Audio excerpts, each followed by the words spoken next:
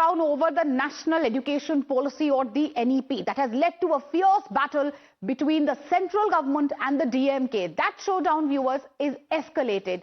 Now, that face-off has culminated in an outburst inside and outside the parliament. In the latest development, both the parties have doubled down their attack on X, with Union Minister, that's the Union Education Minister, who has claimed that the Tamil Nadu government has accepted the NEP. To support his argument, he posted, quote-unquote, what he calls a consent letter on X. Now, in his account, in this letter which he has posted, he said that the Tamil Nadu Education Department had agreed to the establishment of PM Shri schools. Now, the post was in response to DMK's accusations against the Union Minister that he was misleading the Parliament over the PM Shri schools. Pradhan attacked what was the reason behind the sudden change in the stance and as far as the NEP is concerned, and also mocked that the entire protest, he says, was to gain political mileage. On the other hand, you have the DMK MP, Kanimoli, who has countered the Union Minister, saying that the leader states that Tamil Nadu will accept only the recommendations from state government-led committee and not from the central government. She reiterated that Tamil Nadu is opposing the three-language policy. Okay, Dharini is joining us live on the broadcast. Dharini, the war of words is escalating. We have two versions emerging. One, obviously, that letter which was posted by Dharmendra Pradhan, him calling it a consent letter. As far as the DMK is concerned, they have hit out at the centre, claim that the centre is twisting facts. Where does the truth lie in all of this?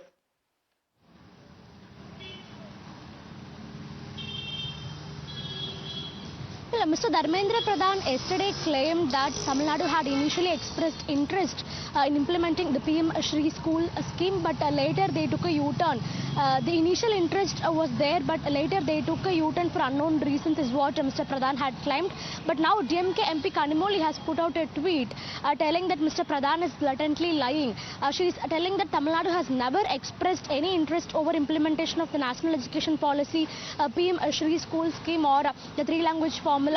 These three things will never be part of Tamil Nadu's academic curriculum, and the state has never expressed any interest over these three things, is what Kanimoli says. And she is also calling Mr. Dharmendra Pradhan's claims as blatant lies. So, war of words continue between Mr. Dharmendra Pradhan and Kanimoli. In fact, for the past couple of days, we've been seeing how the DMK MPs, along with the Congress MPs from Tamil Nadu, they're protesting against the Union government in the Parliament also. And now, in fact, Tamil Nadu School Education Minister Anbil Magesh Poyyamoli, he has also put out a tweet hitting out at Mr. Dharmendra Pradhan.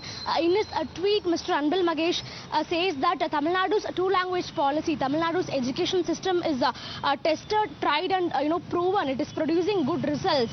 While Tamil Nadu is having the highest percentage of enrollment ratio in higher education, and students who learn in Tamil Nadu state board schools, they are traveling to different states in different countries, and they are being top professionals. So this system, the current system, is already working well. In that sense, what is the need for us to implement a national education policy or the three-language formula, which is apparently a failure in other states, is what Mr. Anbil Magesh Poyyamoli is asking. So now the education minister from the state is also wading into this controversy, and he is making it very clear that the state's already existing curriculum, the state board curriculum, is working well, and that there is no need for them to change this.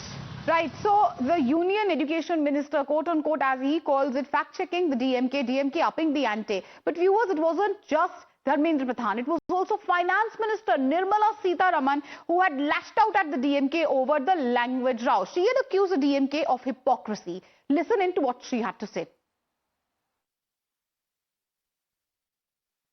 Sir, for just saying your protests are uncivil, they made the education minister to withdraw their statement, his statement. When a man repeatedly says Tamil is a barbaric language, Katumirandi Bhashai, look at the hypocrisy. They keep his photo in every room. I'm sure even in the parliament office of that party, his photo is there. They garland him and they worship him and they say he is the icon of Dravidian movement.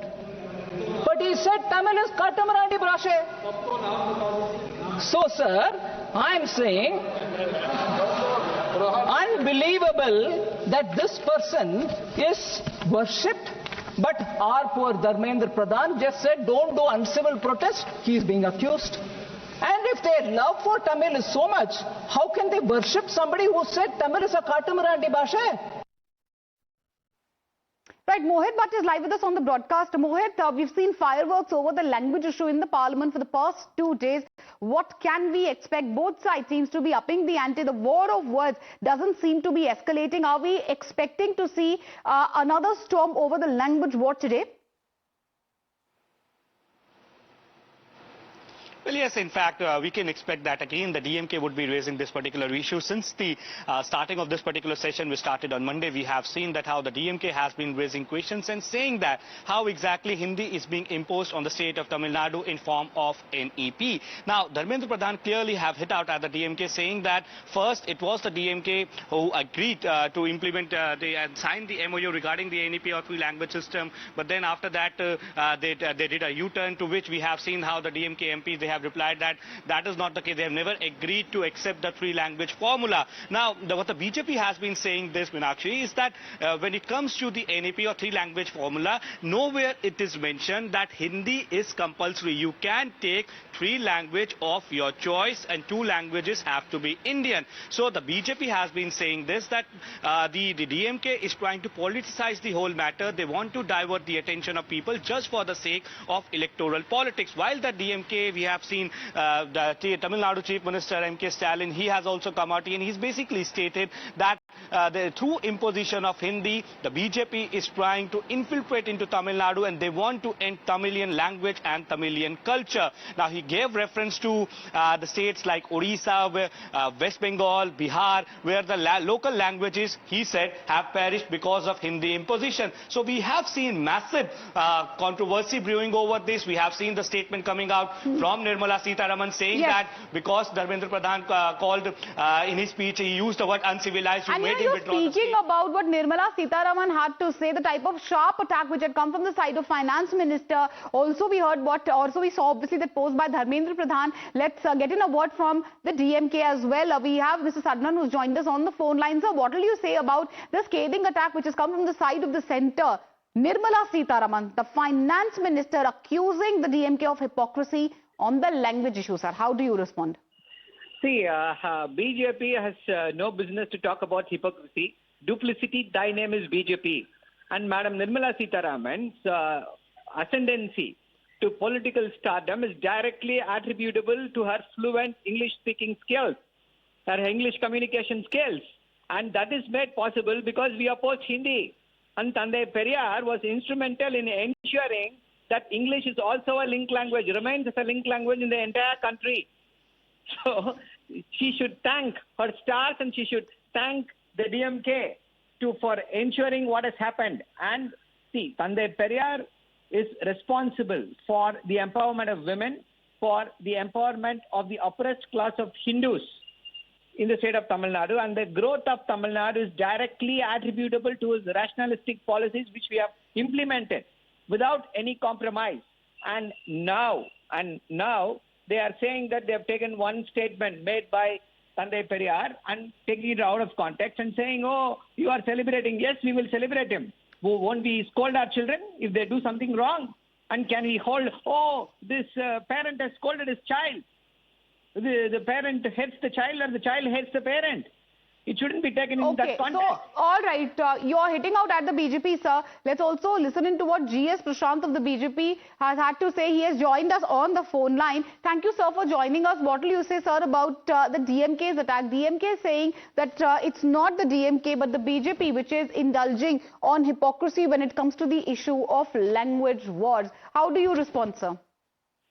Definitely not, because DMK has always been making this issue because they are ensuring that people, by not adhering to three-language policies, which most of the states have adhered to, they are limiting the opportunities that children studying in Tamil Nadu will be getting outside. Why are they wanting to do that? And Mr. Pradhan has put out documents of the letter of March 2024, where DMK had agreed for having these PMC schools. Why is the double standard in terms of making one language superior and one not? We're only saying about three-language formula. It does not necessarily mean, as the DMK understand, that it is Hindi imposition. It can be any other language also. And aren't there many schools who are giving, apart from the mandatory two languages, the third language of their choice? We can give a list of people who have graduated from Tamil Nadu schools and who had a third language other than Hindi also. So where is this question of BJP having double standards? BJP is very clear. Okay. Even as per the National Education Policy, NEP, it is very clear that the medium of instruction will be in mother tongue, and also you'll have one more additional language to be studied. It is DMK which is politicizing and not BJP. So DMK politicizing the issue of language. That's the word coming in from the BJP. Mr. G.S. Prashant, stay with us. Saravanan sir, how would you respond to what the BJP has had to say? You're saying that, it's the BJP which is politicizing. BJP says no, it's not them, it's you who's playing politics on the issue of language. Also specifically talking about that letter which has been posted by Dharmendra Pradhan saying that the DMK government had earlier given consent to this issue. So at the moment, what exactly is the issue, sir? What exactly is the problem? The problem starts when the BJP said we will not give you this 2,100 crores. And I don't know whether these people understand English or not, or they're deliberately playing to their people, playing to their gallery. The letter clearly states we are very keen to sign. Does it mean that we will 100% sign it? The letter also says, based on the recommendations we of the committee set up to review this PM Shri schools, we will sign it. So if the recommendations does not want us to sign, why will we sign? And they're saying, oh, you have agreed, you have agreed, you have agreed. I don't know what kind of politics.